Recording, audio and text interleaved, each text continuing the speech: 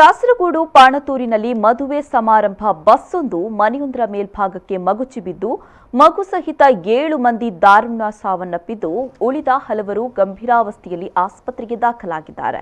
ಮೃತದೇಹವನ್ನ ಪುಂಟಾಕಲ್ ಸರ್ಕಾರಿ ಆಸ್ಪತ್ರೆಯ ಶವಾಗಾರದಲ್ಲಿರಿಸಲಾಗಿದೆ. ಗಾಯಾಳುಗಳನ್ನು ಕಾಂಜಿಂಗಾಡ್ನ ವಿವಿಧ ಸರ್ಕಾರಿ ಆಸ್ಪತ್ರೆಗಳಲ್ಲಿ ದಾಖಲಿಸಲಾಗಿದೆ. ಬಸ್ಸಿನಡಿಯಲ್ಲಿ ಹಲವಾರು ಮಂದಿ ಸಿಕ್ಕಿಬಿದ್ದಿದ್ದು ರಕ್ಷಣಾ ಕಾರ್ಯ ಮುಂದುವರಿತಾ ಇದೆ. ಬಸ್ನಲ್ಲಿ ಹಲವಾರು ಮಂದಿ ಇದ್ದರು ಅಂತ ಪ್ರಾಥಮಿಕ ಮಾಹಿತಿ ಲಭ್ಯವಾಗಿದೆ. ಕುಟ್ಟಿಕೋಲ್, ಕಾಂಜಿಂಗಾಡ್ ಮೊದಲಾದ ಕಡೆಗಳಿಂದ ಜನರು ಆಗಮಿಸಿ ಪೊಲೀಸ್ ಹಾಗೂ ಅಗ್ನಿಶಾಮಕ ದಳದೊಂದಿಗೆ ರಕ್ಷಣಾ ಕಾರ್ಯದಲ್ಲಿ ತೊಡಗಿಸಿಕೊಂಡಿದ್ದಾರೆ. 6 ಮಂದಿಯ ಸ್ಥಿತಿ ಚಿಂತಾಜನಕವಾಗಿದೆ.